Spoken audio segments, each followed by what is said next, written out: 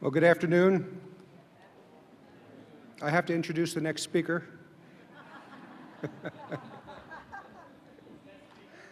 And yes, I'm John Vennari, and the title of this talk is Dedication, Learning from the Enemy. I figured, too, you've had enough bad news for the day, so my talk does not have any bad news. You might be happy to know. So anyway, yes, dedication, learning from the enemy. This talk is actually rather fun. In the first half of the 20th century, there lived a man in England named Douglas Hyde. He was born in 1911, and he joined the Communist Party in 1928. He was a communist activist for 20 years, and he became editor of the London Daily Worker, which is the communist paper in London, in Great Britain. So he left the Communist Party in 1948, and he converted to Catholicism. And what he did after his conversion is he lectured all around the world about the nature of communism and communist tactics. This is a little off topic. I just want to tell you, as part of his conversion, he said it was midnight mass sometime around 1944, 45. And I guess he'd come to be Catholic by then, but he went on the radio and he started trying to find a mass, and he found a station in Belgium, heard the mass, in France, same mass, Germany, same mass, Ireland, same mass, countries behind the Iron Curtain, same mass. And he talked about this great unifying principle that the Catholic Church has, or as we say now, unfortunately, had. But anyway, in 1966, he published, some of you might have seen this book. It's a remarkable little book. It's called Dedication and Leadership. And in this book, we don't have any for sale, by the way, but you can get it eventually if you like. But in this book, he talks about common sense principles and tactics that are legitimate principles that anyone can use. These are some of the principles used by these are some of the principles here. Some of the principles used by communists. Now, we all know that there are principles used by communism that we could never adopt, such as the lie is sacred, or such as the end justifies the means, which basically says that you can employ a bad means to what you consider to be a good end. No, we cannot do evil that good may come from it. But Hyde points out that it's probably true to say of the communist that never in man's history has a small group of people set out to win the world and achieved more in less time. You heard Peter Hornowski yesterday when they asked about the most quoted philosopher. The answer came back 86% Karl Marx. So they've accomplished a lot. Communism, of course, is a system of lies. It is an immoral system. We know that. But Hyde asks the question, so why then were so many people attracted to it? Now, we're not talking about the situation in Russia and places like that, where the communists just turned the entire nation into the world's largest jail, where the communism was just enforced at the gunpoint, as it was in Czechoslovakia and Poland and other places. But he's asking, why did it have an attraction for the members, for people in the free world, for America, Great Britain, South America? And Hyde, who had been a leader in the Communist Party for 20 years, Hyde said that the main element that attracted people to communism was not, first and foremost, its doctrine. The main thing that attracted people was the dedication of the communists themselves.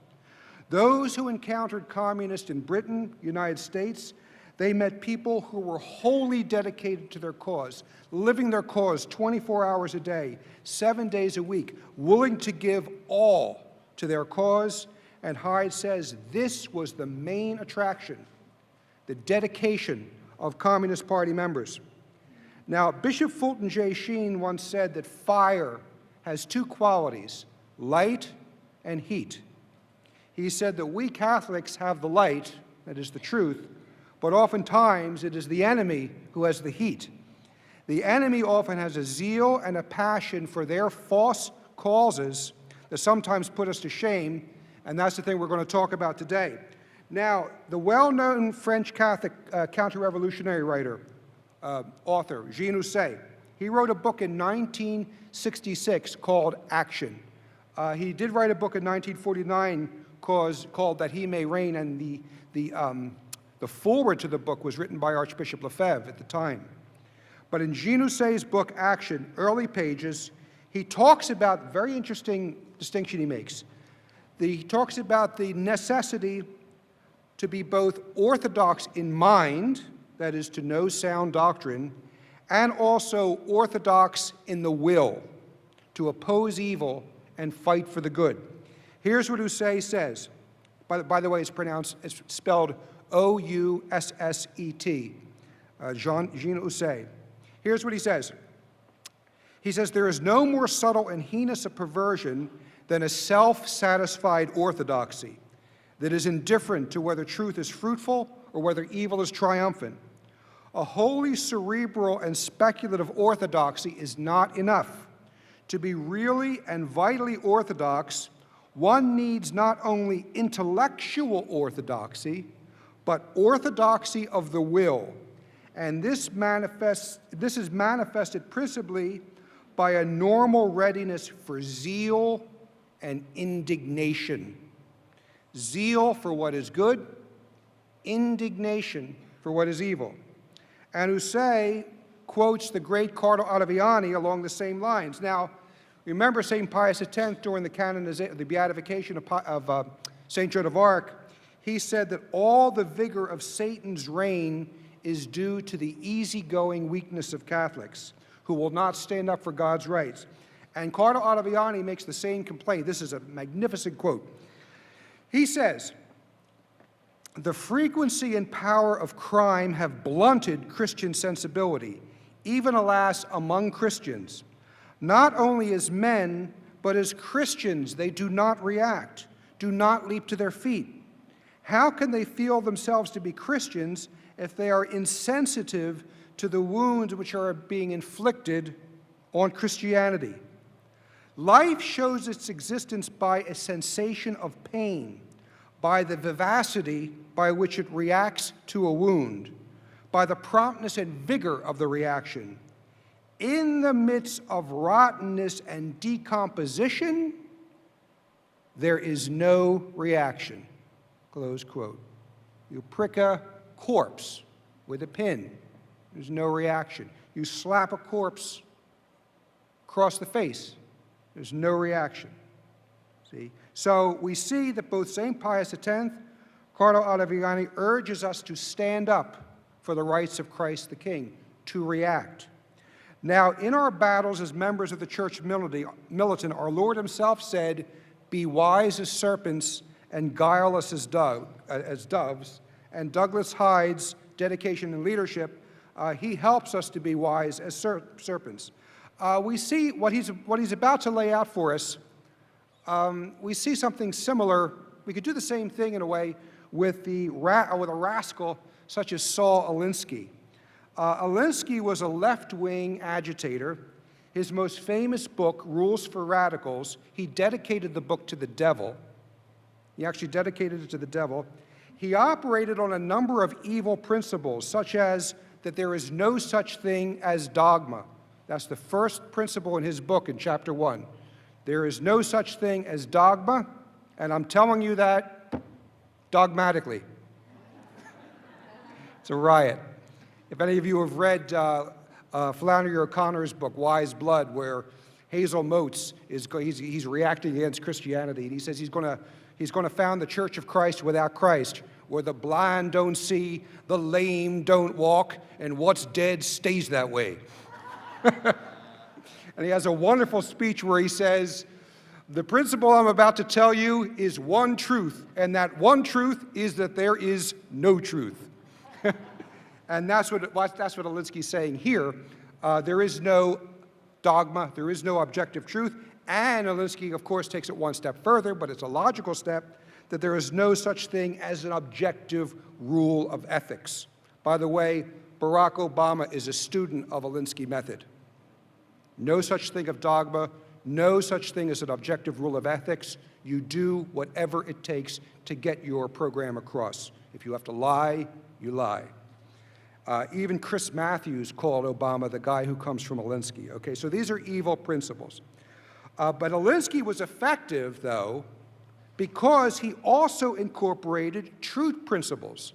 He says at one point in his book, you have to look at the world as it really is and then take it to where you want it to go. Now, in this, Alinsky, of all people, he probably did not even know it, he was echoing Pope Leo XIII, because Leo XIII basically said something similar. He said, we have to look at the world as it really is, but we have to look elsewhere, that is to Christ, we have to look elsewhere to the solution, for the solution. And Alinsky's rules for radicals also contain the common sense rule that when you're fighting for a cause, you never give up. You keep at it, you keep the pressure up, and you keep coming, you keep working on you keep pushing for your cause in different ways, using different modes and different approaches, turning it around, coming at it from all different angles, all new ways to apply as pressure. And this, if it is done by ethical means for a just cause, then it's a good principle. Well, Douglas Hyde makes the same distinctions. He speaks of those principles on which the communists operate that are actually good and effective principles that any man of goodwill and any organization of goodwill can use in a good cause. He says openly, in the opening pages, he says, quite obviously, I shall not be recommending those methods which for moral or ethical reasons we must abhor. In fact, I first heard of this book from two traditional Catholic priests. Now, Bob Goldsborough, who used to be on the House Un-American Activities Committee, and he used to write for Catholic Family News, he said that the anti-communist groups he belonged with, they brought Douglas Hyde to Washington to give a series of lectures in the 1950s. He says it was a magnificent series of talks. Okay, now, Douglas Hyde starts by asking the question, why has communism been so successful? With so few members and in so short a time, why has it come to be a world force to be reckoned with? Why are so many attracted to it? And again, we're going to repeat what I said earlier. He said, quote, I do not believe that the strength of communism lies in the strength of its ideas. And he goes on to say, of course, that Christianity has something infinitely better to offer than communism does. Rather, Hyde says, it is not the communist doctrine that attracts people to the communist cause. In my experience, the strength of communism lies in its people and the way in which they are used. And he talks about the communists' remarkable willingness to sacrifice themselves. He goes on. He says, it was not communist theories, policies, or campaigns, as important as they may be in the making of communists, but the impact made upon them by some dedicated communists, which predisposed and conditioned them to associate with a movement and to accept a doctrine which would most otherwise have been probably unacceptable to them.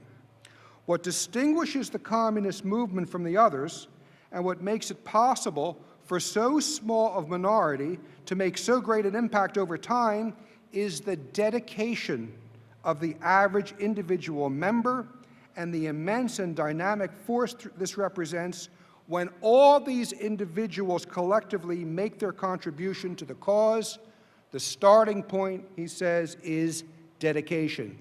If you, close quote, if you read the writings of Hamish Fraser, who used to be a communist, he will tell you the same thing, maybe a little different framework, but he talks about the absolute dedication of communist members to their cause. It gives them a cause. Communism gave these men a cause to live for 24 hours a day, 7 days a week. That's what was attractive. That's what our Catholic faith should be with us. And also, communism aggressively trains its dedicated members for leadership. And I'm going to give you a concrete example of this dedication. It's an episode that Douglas Hyde relates in his book. He says that it's often the case that communists who eventually leave the party because they eventually learn that communism is a falsehood. So they leave the party, and what happens to them? They become empty shells. They're deflated. They don't have the zealous cause to live for that they used to have. And Hyde says that he's been in gatherings with former communists who have now renounced communism, and they get together, and what they do, they discuss the good old days when they used to be involved with the fight, like soldiers who would reminisce about a campaign, a great campaign they were on, the glory days of battle. And Hyde was reminiscing with a few party members, and one of them said, as if longing for the days when he had a cause to fight for, here's this little spiel that this communist gave. And we can ask ourselves too, as Catholics and as those promoting the message of Fatima, do we have this type of zeal? Listen to, here's what the communist said. He said, do you remember what it was like in the party?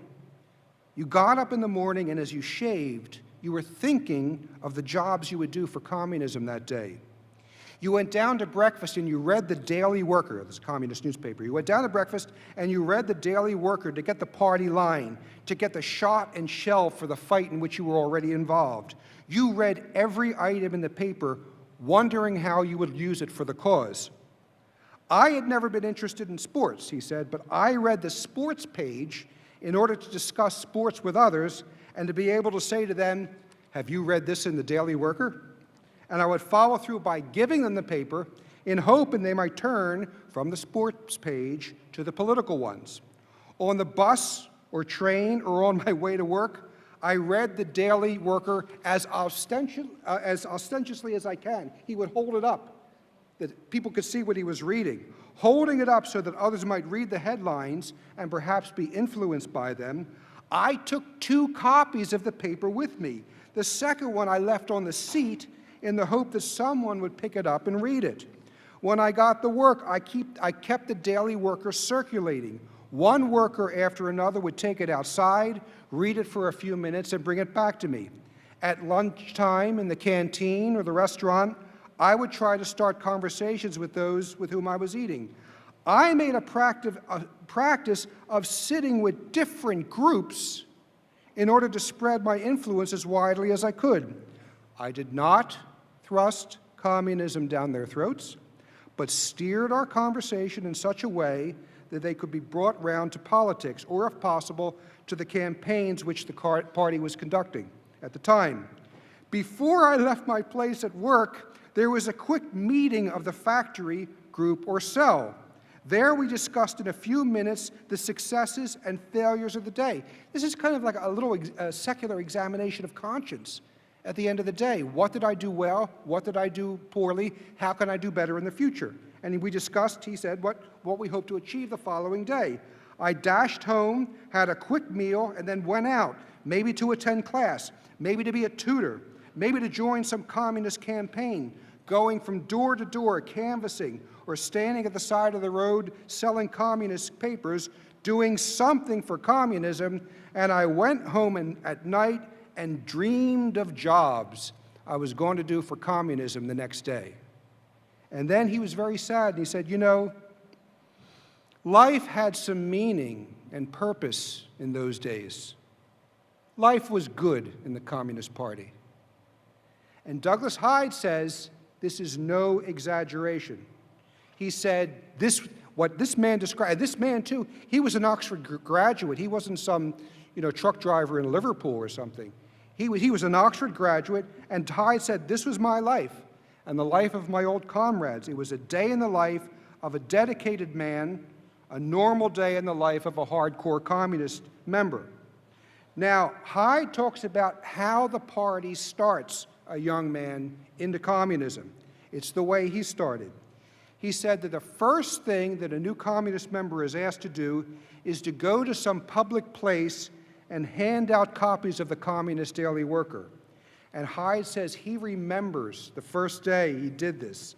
He didn't know much about communism then, But he went to this area in London, someplace in there, and he remembers the dread, the fear, the uneasiness when he was unpacking the newspapers. He even felt embarrassed. He's unloading them on the street corner and giving them out. Now, this is the 1920s. People back then had the good sense to be against communism. Most people ignored him. Some people would spit on him, so they would hurl invective. But what did this do? Here's the main point. It threw him into the battle right away. This was done on purpose. Get him out there. Threw him into the battle all the way, and right away. And amidst all this, here and there, someone would come up and ask for a copy, or someone would challenge him. They would ask him a tough question, a hard question that he couldn't answer. So what does this do? This puts his reputation on the line. This puts integrity on the line. Oh, God, I didn't know how to answer. This was really embarrassing. This is never going to happen to me again. And he would go home, he would look up the answer, or he would ask a fellow communist, and he would be ready the next time. The next day, another question. He would go home and do it again. Next day, another question. He would go home, rush home, and do it again. And in time, he learns more and more and more how to defend his cause, in this case, which was communism. Now, of course, a Catholic would have to be even more careful about this. You could never just throw a Catholic who doesn't know much about his faith into Catholic action, because he could have his faith damaged or threatened, endangered, if he was challenged by a clever scoffer or a materialist sophist, because he might not know that every challenge to Catholicism can be answered by both reason and revelation. So the point is that at one point, once a Catholic learns enough, you go out and you take a stand, and you take the knocks, and you learn and you grow. A soldier in battle is going to get hurt. There was a bishop, I think it was Bishop Finn from Kansas City. I couldn't believe it. He was actually talking about the church militant. And he says, at confirmation, you're made a soldier of Christ. And a soldier fights. And guess what? A soldier gets hurt. But when you do get hurt, you don't turn and run. You keep going. That's what a soldier does. You keep fighting. Now, as for leadership, he says that Western man often makes a mockery of the starry-eyed idealism of youth. That's the term he used. But believe me, he said, the communists do not laugh at the starry-eyed idealism of youth. They harness it, they motivate it, they train it, and they direct it to their advantage. Here's what he says. He says, the communist appeal to idealism is direct and audacious. And the communists say, if you make mean little demands on people, you will get a mean little response, which is what you deserve. But if you make big demands on them, you will get a big response, you will get a heroic response, and the communists have proven this over and over again. Now, I find this fascinating. One of the things that stunned Douglas Hyde after his conversion to Catholicism is that he found, because he was in England, okay, and they're not a majority in England by any means, but he found Catholics in England who have what they called a minority complex. He couldn't believe it. He was stunned. He said, I came from the Communist Party, a group that at best in the entire country had only 45,000 members. Catholics, by contrast, made up 10% of the population of Britain. We never had numbers like that. And even when we only had 15,000 members, we never cowered, we were never timid, we never had the support of the mass of the people. We always knew we were a tiny minority, but that didn't daunt us because we believed in our cause and we fought for it. He goes on, he says, whatever else we may have suffered from, we had no minority complex. Coming straight as it was from one world to another, it astonished me that there should be people with such numbers at their disposal and with the truth on their side going around weighed down by the thought that they were a small, beleaguered minority carrying on some sort of impossible fight against a big majority. The very concept was wrong. Psychologically, it was calamitous, and there was nothing in the facts so far as I could see to warrant such an approach. And it's interesting, He points out that communists simply use the people. It is a materialistic term, granted. They use the human material of Britain, but he said it's the same group that the Catholics could pull from. Since this was so, and remembering the use we made of our people, it seemed almost incredible that a group consisting of nearly 5 million members, that's how many Catholics there were at the time in Britain, nearly 5 million members distributed throughout the entire community, existing in every walk of life and every stratum of society, should even begin to think in terms of a minority complex. Close quote. It's amazing even what a small Catholic population could accomplish if, of course, they had good leadership. Now, in the Church, of course, this leadership comes from the priests and the bishops. But since Vatican II, as we know, in too many cases, the quality of this leadership has plummeted. We no longer have leaders of the Church militant. We have facilitators of dialogue. And we wonder why young men don't join the seminary. Come and be a facilitator of dialogue with me. Now, nonetheless, even though we don't have the leadership we need, we can still organize to fight Catholic causes. You saw the talks we got this morning from people who are fighting, Joe Scheidler and Dr. Byrne and Barbara Skernowitz. The laity can't replace the bishops in terms of ecclesiastical leadership, but the lay initiative to Christianize society for Christ the King remains, as Pius X said. Here's what he said in his encyclical on Catholic action. He said, "You see, venerable brethren, the service rendered to the Church by those chosen bands of Catholics who aim to unite all their forces in combating anti-Christian civilization by every just and lawful means." That's Catholic action. Douglas Hyde said when he came back into the Church, he said to a fellow Catholic, so what do you do for Catholic action? And the Catholic said, oh, I help Father set up folding chairs in the church's basement. Okay, well, Father needs help. Fine, that's no problem. But that's all he did. That's what he thought Catholic action was. It's a call to sanctify and Christianize the social order. Now, I have to say, too, I think I should have said this in the beginning. I'm giving general principles here. I'm not recommending any, organization. I mean, of course, I'm promoting the Fatima Center and its work. But I do think in various areas of Catholic life, also, wonders can be worked by the Legion of Mary. Its work, it covers every aspect of apostolic life, visiting nursing homes, giving out literature, lending books, working with young people, Catholic work for soldiers and sailors. Now, the Legion of Mary handbook does make it clear that the Legion should not be involved in strictly political activity. Legion of Mary work could be very instrumental in promoting the Fatima message. It's one Marian work, apostolate, supporting another. But that being said about political activity, the Legion can work wonders in the social order.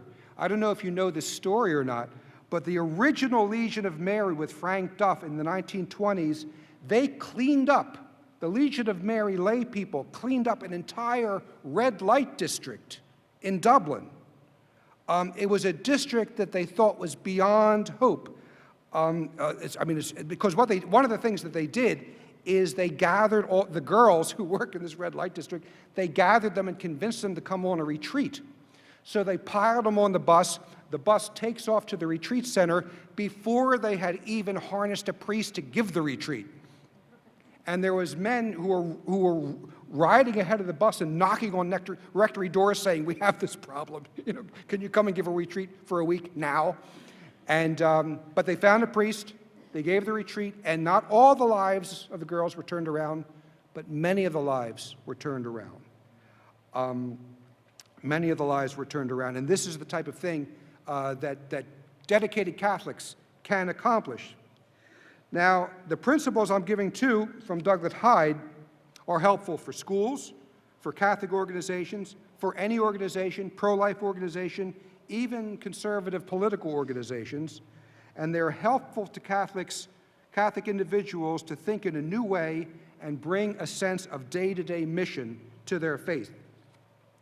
Now, another principle that Douglas Hyde says the communists operate under is, if you are a Communist Party member, that whatever you do in life, you have to come to be the best at it. If you are a factory worker, you have to be the best worker on your floor. If you're an engineer, you have to be the best. If you are a student, you must come to be the best. Because if you excel at your profession, people will at least admire your competence, and that gives you a tremendous amount of respectability. And when you, who are known for competence and excellence, start propagating your political ideas, such as communism, you have a much better chance of being taken seriously than if you're a bad or mediocre worker fouling up every other job they give you, or just a half-rate student, or anything, slovenly. Now, Hyde speaks of an old communist who was employed in a factory. This man had been active. I think at one time maybe they outlawed or they really clamped down on communism, and this man had been a real activist in it. I mean, he's got his teeth knocked out in fights and that type of thing. So he couldn't do that type of activism anymore, so he went to work in a factory. And he spent over a year coming to be the best worker in his factory before he even opened his mouth about politics or about communism. But this shows the dedication. Over a year, he worked to be the best worker in the factory so that he would gain respect, and then he would have the clout to talk about communism. So, we can learn from this type of dedication. Now, there's a lot we could talk about in Hyde's book, but I'm going to give you the final story, the last story, and that is the story of Jim. Story of Jim. It takes up an entire chapter in the book. It's magnificent. Now, in the early days of World War II, Douglas Hyde was conducting leadership training courses in London, and he closed his final lecture by saying that the Communist Party could take anyone who was willing to be trained in leadership and turn him into a leader. And as soon as Hyde stepped off the platform, he was greeted by Jim.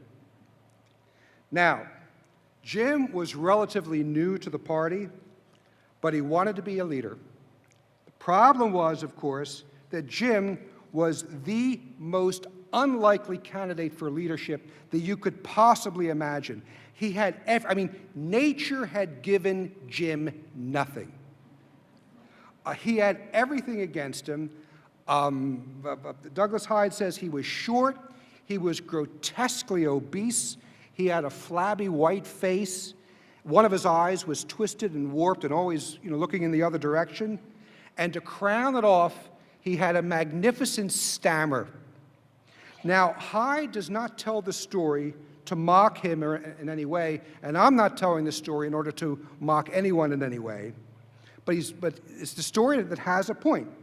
So Jim, who was unattractive at first sight, unattractive in practically every way, comes up to Douglas Hyde and says, "Comrade, I want you to teach me and turn me into a leader of men." And Hyde said to himself, "Oh no." But then Hyde immediately said to himself, "Now wait a minute. You just said that you could turn anyone into a leader of men. And here is this impossible little man asking me to turn him into a leader. I have to do it. Somehow, I have to do it." Now, remember what Hyde had said. The condition he had made that the person must be willing to be trained.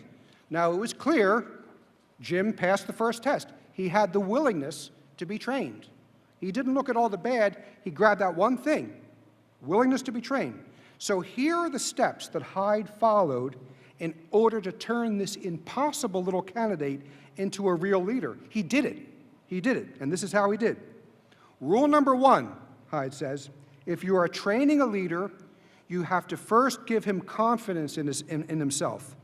I mean, real confidence. I mean, I'm not talking about these pathetic Amway motivational courses. You know, look at yourself in the mirror and say, you can do it. Go up to 5 people every day and say, hey, I can do it.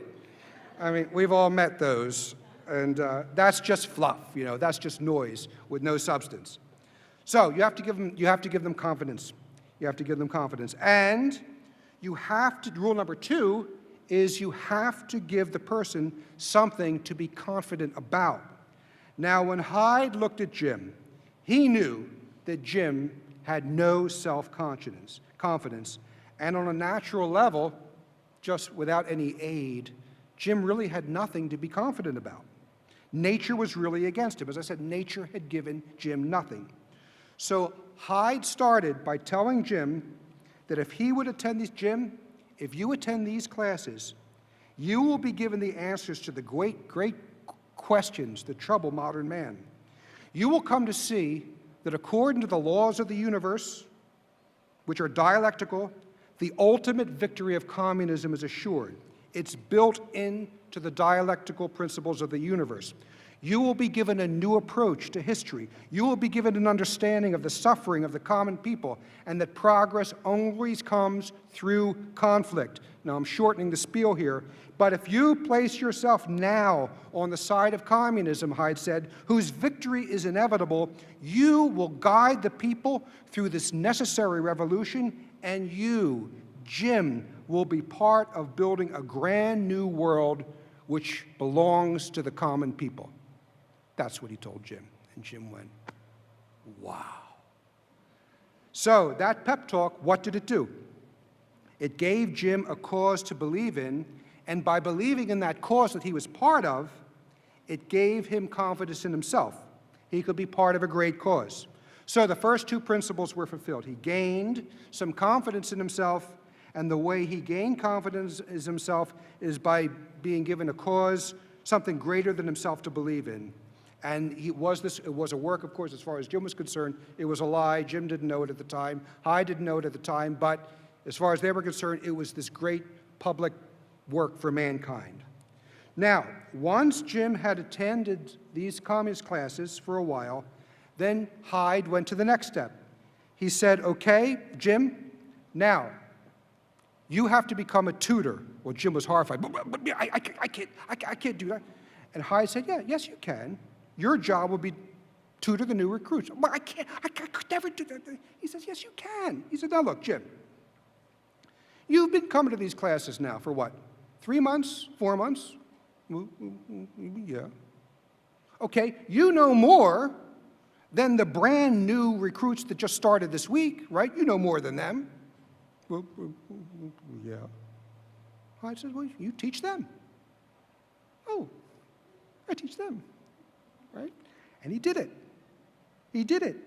He starts throwing him into the tutorial work, and he said and what will happen is you yourself will learn more in the process, because if anybody gives you a question that you can't answer, you come to us and you can deal with it the next time, and you're going to grow in this. Now, Hyde says that throwing Jim into this tutorial work was an essential part of making a leader, because as you know, especially if there's any homeschoolers in the audience, you know that the way to really learn something is to have to teach it.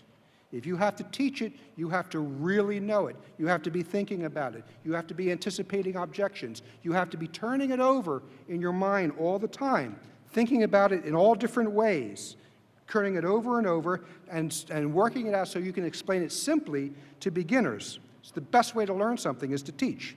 So Jim became a tutor. But that wasn't the end. Now, and this is all part of their structure, what they had in place. Now that Jim had studied, now that he'd become a tutor, he gains experience, he gains confidence talking about the principles of communism. His stammer starts to go away. He becomes more articulate, and now he's ready to take communism into the workplace.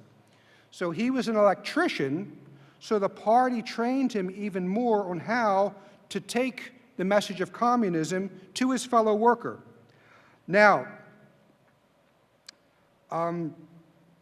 they were training him to be a union leader. They wanted him to be a union leader. The important part about communism is you would think that, well, you join the Communist Party, okay, that means we have to put you into politics. You have to run for office. No, the communists trained their people where they were. He was an electrician. He was in the union. We will use Jim here. And they did that all over the place with people in their ordinary jobs. They used them where they were. So he had been in the union, and he always was an inactive member, but he was told to become an active member. So what did they do? The communists then gave him classes in union history, the history of labor unions. So in time, he could rattle off detailed about the Trade Dispute Act of 1927 and the Ripple Alliance and the Taft-Fowle Judgment of 1931, all this business. He could just rattle it off at ease, and his fellow workers and union members were saying, wow, Jim knows what he's talking about. Again, the communist method was not to bang co-workers over the head with communist doctrine, but to bring the doctrine in by means of discussing the history of labor unions, the nature of unions, that sort of thing. So in the end, Jim ended up to hold one of the top positions at his local branch. He was made a Federation shop steward on the building site, and he became a national leader within his own industry. And as his confidence grew, as I said, his stammer even more disappeared. His personality and talent and effectiveness blossomed because someone, and in this case, the Communist Party, an evil system, objectively, the party took enough detailed interest in him to turn him into an apostle for the cause, to turn him into a leader. And Douglas Hyde said in training Catholics to be true leader, this is the type of model that can be followed. Here's what he said. He said, the leadership training process, which I have described, is not inherently evil. There is nothing fundamentally unethical about it. There is nothing we did to Jim which might not have been done by others on behalf of a more worthy cause. So in other words, the real point is that many of these good principles the communists were using were not really invented by communists. They had been used for good causes. The communists harnessed them for an evil purpose, and we have to harness them back for a good purpose, for the cause of Christ the King and for the cause of Our Lady of Fatima. So this is some of the things that Douglas Hyde has to offer us, telling us about dedication, the importance of dedication, the importance of training leaders for the future, and the importance of keeping the battle going, and as we saw with some of our speakers today, developing, he doesn't say this, but it's the type of thing that interests me, developing a true sense of battle joy. Joe Scheidler, earlier today, he quoted the St. Crispin's Day speech, "Gentlemen of England now abed will think themselves accursed they were not here, and hold their manhood cheap whilst any speaks that fought with us upon St. Crispin's Day." But if you study that entire speech, I mean, it's one of the great motivational speeches of all history. And if you study that entire speech, you may notice the one thing that is missing, one thing that is never mentioned in the St. Crispin's Day speech. Henry V never mentions victory. He never says, we're going to win. He says, we're going to fight, we're going to be bruised, then will he strip his sleeves and show his scars and say, these wounds I had on St. Crispin's Day. We fight for Christ. We know we're going to be victorious, but Henry V just was filling them with the battle joy and the dedication of fighting for the true cause. Father Paul Marx, when people asked him if he got discouraged because the pro-abortion people were winning, he would say, no, I don't get discouraged. God is not going to ask me if I won, Father Marx said. He's going to ask me if I tried. And Tony Frazier, Hamish Frazier's son, would talk about people who would get all involved and passionate about Catholic action, and they'd be in it for a year, and they'd lose a number of battles, and then they would walk away in discouragement. But for us, surrender is not an option. Because as Tony Frazier said, we don't fight for Christ, in order just to gain victory. We fight for Christ because it's the right thing to do. Thank you for your attention.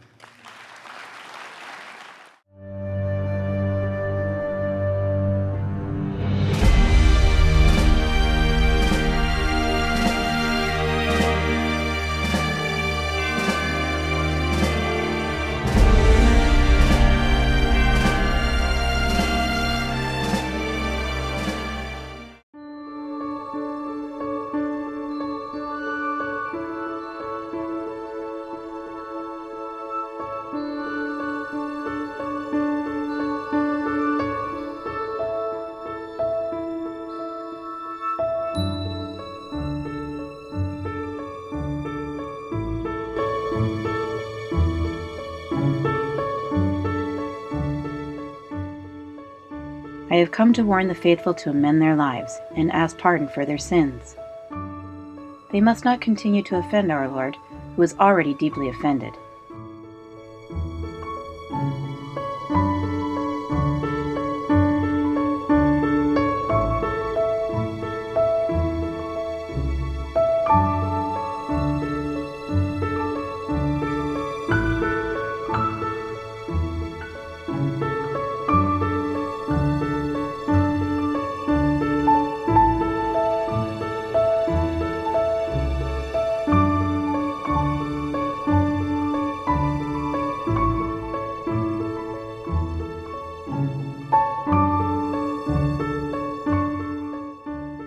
In the final vision on October 13, 1917,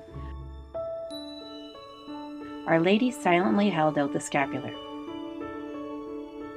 a gesture which indicates that she wants everyone to wear it.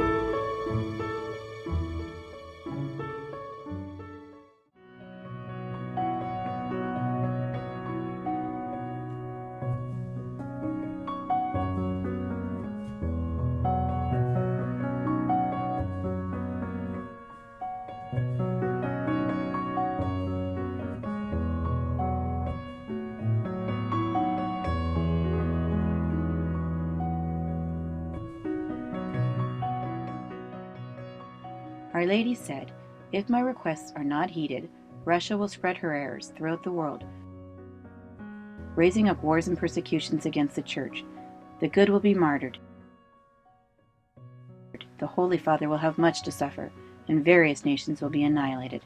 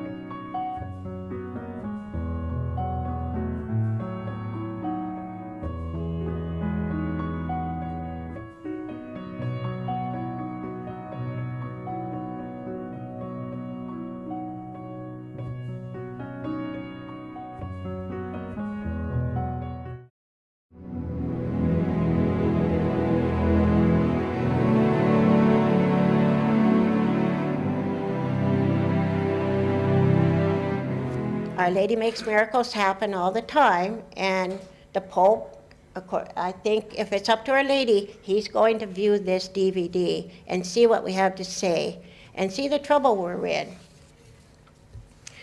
Governments, social societies, and sadly even many parish priests and diocesan bishops, even some Vatican officials, are not responding seriously and properly to these diabolical threats to our lives and souls that we face today. Holy Father, your flock is desperate, vulnerable, and confused amidst the catastrophic dangers their lives and souls are in. We are deeply concerned for the future of our children, and most important, for the welfare of their souls. The whole world is despondent and unified in one anguished cry. What hope have we? Holy Father, you hold that hope. That solution is in the palm of your hand. Only you can save your flock and the world.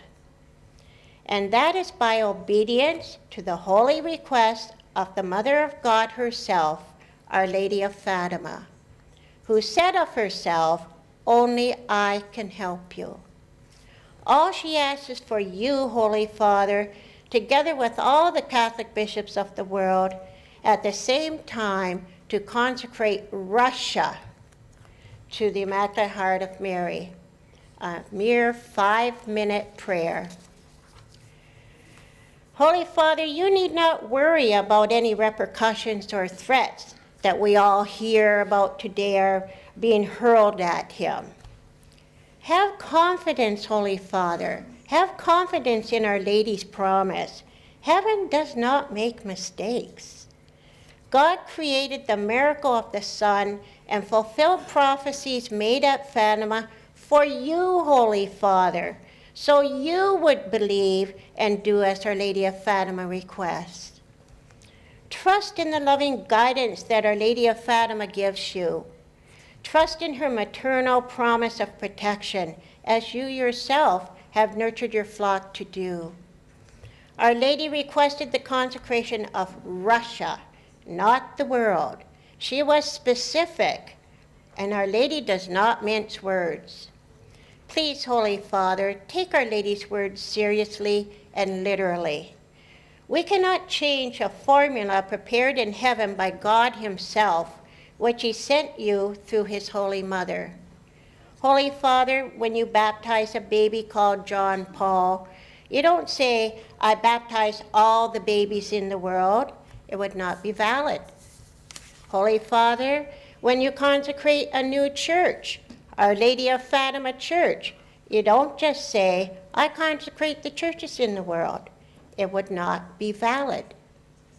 Without mentioning John Paul by name, you would not have effected that baptismal consecration. You would not have set aside that specific baby, John Paul, for God. Without mentioning Our Lady of Fatima Cathedral by name, you would not have effected that consecration. You would not have set aside that specific cathedral for God. Neither, and I must emphasize this, neither can you effect the consecration of Russia to the Immaculate Heart of Mary if you do not mention Russia by name. Consecrating all the countries in the world, again, does not set aside Russia for God. The consecration would be invalid, and it does not and it will not have the promised effect. Holy Father, you better than I know this. You are our shepherd. We look to you for guidance and protection against the diabolical forces that prey after our souls on a daily basis.